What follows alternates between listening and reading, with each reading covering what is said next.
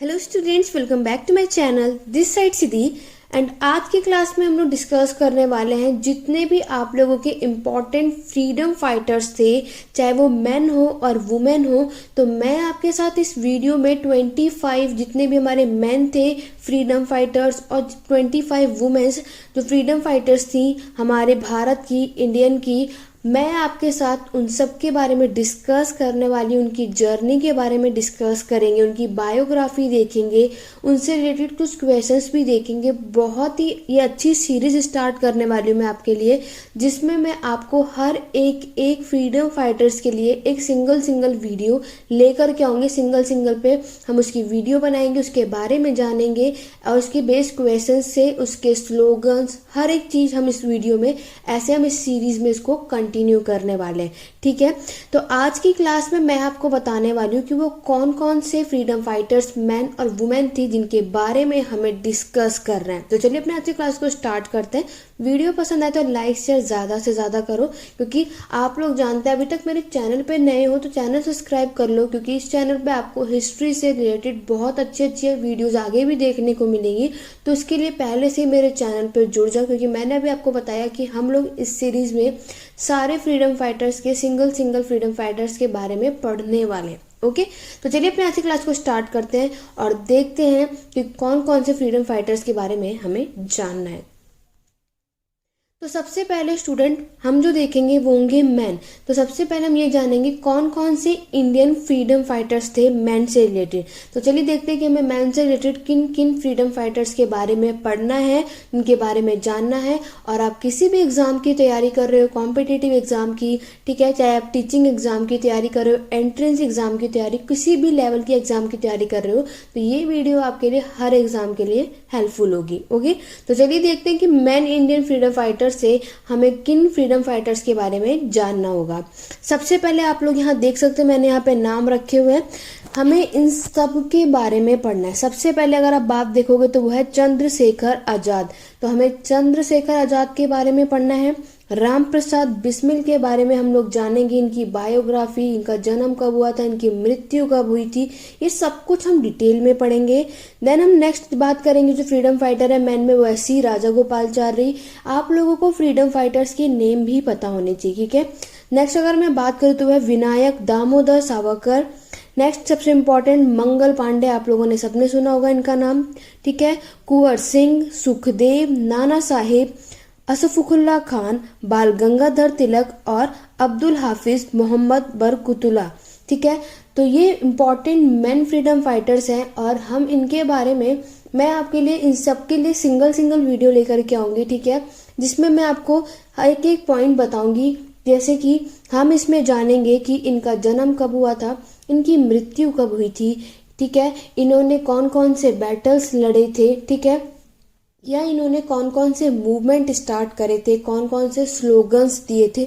इनसे रिलेटेड जितनी इंपॉर्टेंट बातें होंगी वो सब कुछ मैं आपको वीडियो में कराऊंगी, सीरीज में कराऊंगी। बट आज की क्लास में मैं आपको सबसे पहले दिखा रही हूँ कि आप लोगों को कौन से मैन और वुमेन फ्रीडम फाइटर्स पढ़ने हैं।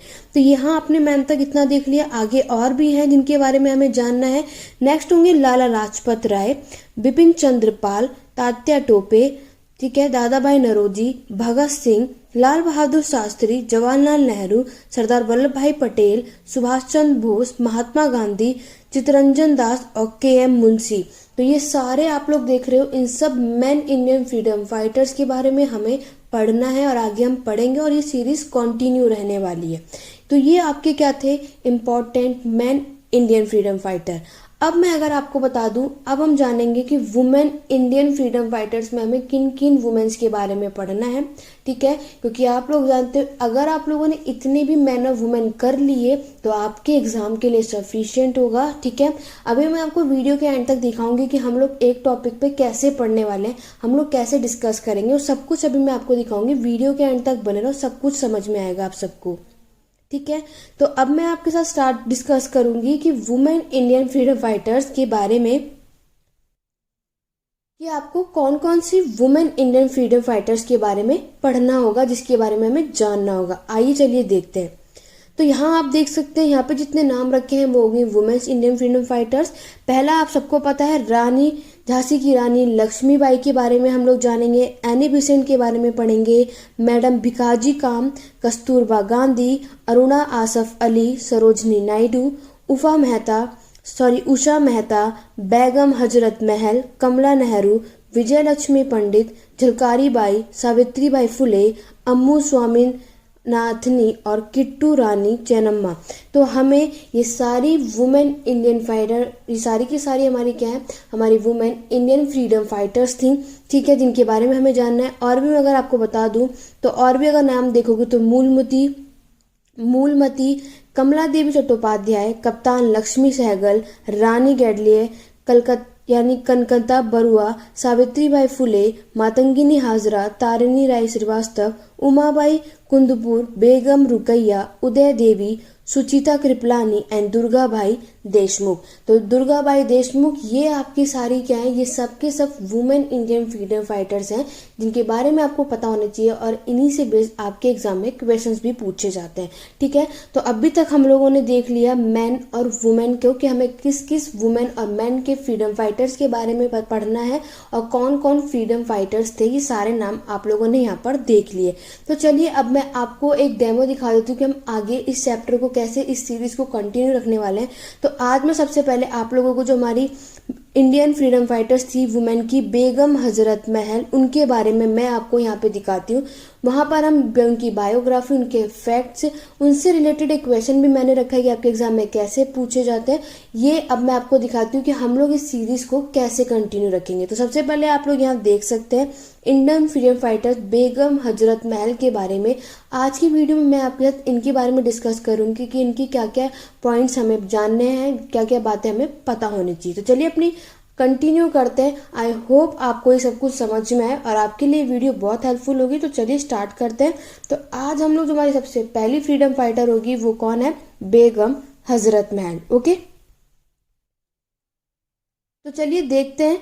तो बेगम हजरत महल की यहाँ पे अगर मैं आपको बातें बताऊं तो उनका जन्म कब हुआ था, 1820 में उनका जन्म हुआ था। उनकी मृत्यु कब हो गई थी, जब वो 59 ईयर्स की थी, ठीक है। तो वो डेट याद रख लो। तो डेट के वो मृत्यु की आप देख सकते हैं 1879 को, 7 अप्रैल 1879 को उनकी मृत्यु हो गई थी। और वो कितनी एज की थी, 59 उनकी तब उम्र थी। उनका जन्म कहाँ पर हुआ था, फैजाबाद में, ठीक है। उनका जन्म हुआ था फैजाबाद में। और अगर हम बात करें कि उनकी जो मृत्यु हुई थी वो जगह का नाम तो काठमांडू, ठीक है। जन्म की जगह भी पता आप सबको होना चाहिए, उनकी मृत्यु की जगह भी आपको पता होना चाहिए, काठमांडू। और उनका जन्म याद रखना 1820 में हुआ था और इनकी मृत्यु कब हो गई थी, 1879 में, ठीक है। 1820 से 1879 में, जिसमें ये सिर्फ 59 ईयर्स की थी, ठीक है। और अगर बात करें कि ये प्रसिद्ध जो थी वो एज अ किसके, वाइफ ऑफ नवाब वाजिद अली शाह की ये दूसरी वाइफ थी, याद रखना। ये नवाब वाजिद अली शाह की ये दूसरी वाइफ थी। और इन्हें किस लिए फेमस थी, बेगम ऑफ अवध, ठीक है। अवध की बेगम से ये फेमस थी, प्रसिद्ध थी। कौन, बेगम हजरत महल, ठीक है। यहाँ तक आपको समझ में आ गया। अगर मैं इनकी धर्म की बात करूँ तो ये सिया इस्लाम से बिलोंग करती थी और इनके बेटे का नाम था बिरजीस कद्र, ठीक है। बिरजीस कद्र इनके बेटे का नाम था। ये आपको समझ में आ गया। ये इनकी बायोग्राफी थी जो आपको पता होनी चाहिए। नेक्स्ट पढ़ेंगे और उनकी इंपॉर्टेंट बातें मैं आप सबको डिस्कस कर दूं कि बेगम हजरत महल यहाँ पे 1820 से 1879, जिसे अवध की बेगम के रूप में भी जाना जाता है, जो मैंने अभी आपको शॉर्ट में पढ़ा है, तो यहाँ एक्सप्लेनेशन के साथ बता रही हूँ, ठीक है। तो इन्हें क्या, अवध की बेगम भी कहा जाता है। अवध के नवाब वाजिद अली शाह की ये दूसरी पत्नी थी और 1857 टू 1858 में अवध की ये क्या थी, रिजल्ट थी। आप लोग जानते हैं कि आप लोगों का 1857 में एक रिवोल्ट चला था, जिसको आप लोग जानते हो, रिवोल्ट ऑफ 1857। इसीलिए इन्हें अवध की रानी कहा जाता है, क्योंकि इन्होंने सबसे इम्पोर्टेंट रोल प्ले किया था उस टाइम पे, ठीक है। अब बात करेंगे 1879 में, जो ये मैं आपको टाइमलाइन से डिस्कस करा रही हूँ कि इनका क्या रोल रहा था। 1879 में बात करूं तो अंत में उन्हें नेपाल में हल्लोर में शरण मिली थी और उनकी मृत्यु 1879 में नेपाल में हुई थी। याद रखना, उनकी वहीं पर नेपाल में ही, काठमांडू वो जो जगह है मैंने आपको बताया था, वहाँ उनकी मृत्यु हो गई थी। फिर 1879 में उसकी मृत्यु हो गई और उसे काठमांडू के जो जामा मस्जिद है उनके मैदान में एक अनाम कब्र में उन्हें दफनाया गया था। ठीक है, इसीलिए आपको यहाँ काठमांडू याद रखना पड़ता है। प्लेस कहाँ थी जहाँ पे आज आप उनकी कब्र देखोगे तो जामा मस्जिद के काठमांडू में उनको वहां पे दफनाया गया था। उनकी मृत्यु नेपाल में हो गई थी। क्लियर हो गया? तो ये सारे इंपॉर्टेंट फैक्ट्स, टाइमलाइन मैंने आपको डिस्कस कर दी। आगे बढ़ेंगे।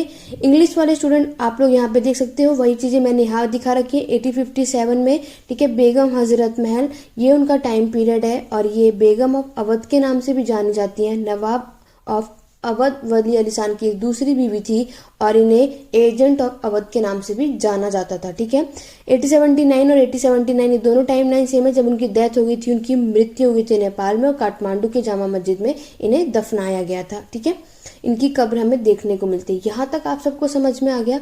आगे बढ़ेंगे।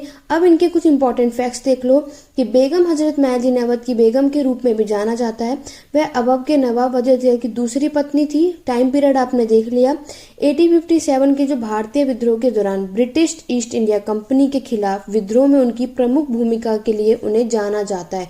ठीक है, आप लोग जानते हैं जो रिवोल्ट हुआ था, विद्रोह हुआ था 1857 में, तो इसमें ब्रिटिश ईस्ट इंडिया कंपनी के जो अगेंस्ट ये लड़ा गया था, तो इसमें इनका सबसे इम्पोर्टेंट रोल रहा था। ठीक है, इसी वजह से इनको क्या बोला गया था?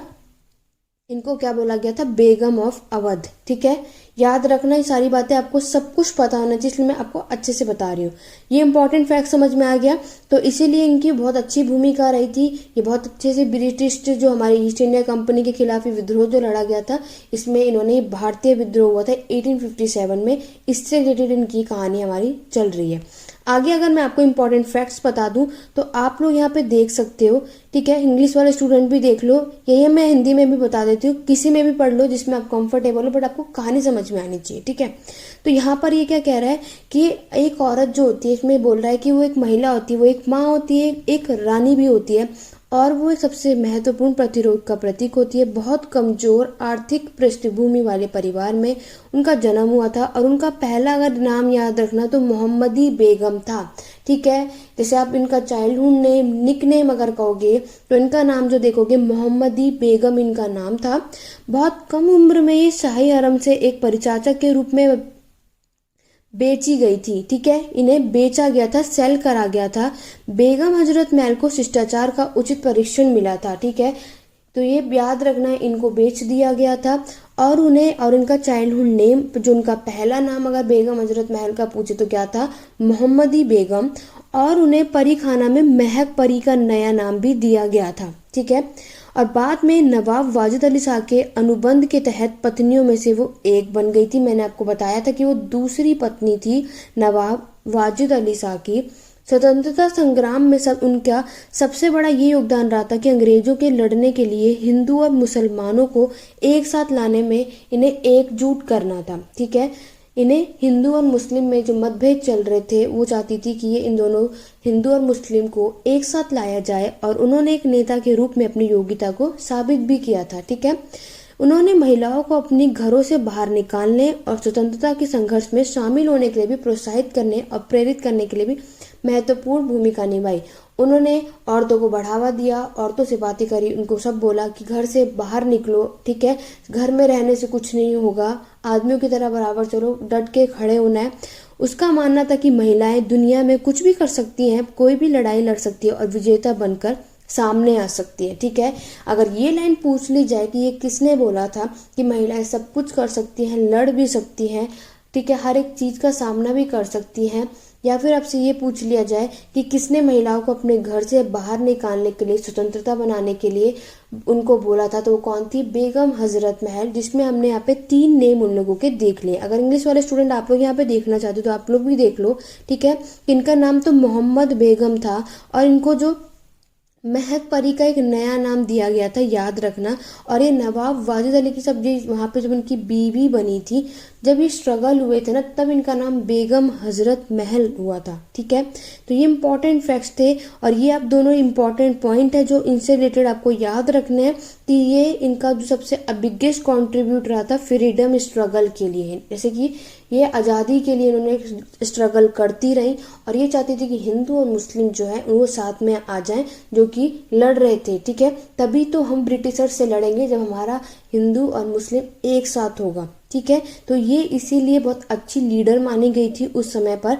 साथ ही साथ उन्होंने वुमेन्स को इनकरेज करा था, मोटिवेट करा था कि घर से बाहर आओ और इस स्ट्रगल में जुड़ो। ठीक है, हमारे साथ जुड़ो, तुम भी यहाँ पे लड़ो, क्योंकि औरतें भी ऐसी होती हैं जो सब कुछ कर सकती हैं। ऐसा कुछ भी नहीं है जो औरत ना कर सके, बल्कि वो विजेता भी हो सकती हैं। ठीक है, हर एक चीज़ में वो जीत भी सकती हैं। तो औरतें भी आदमियों से कम नहीं होती हैं।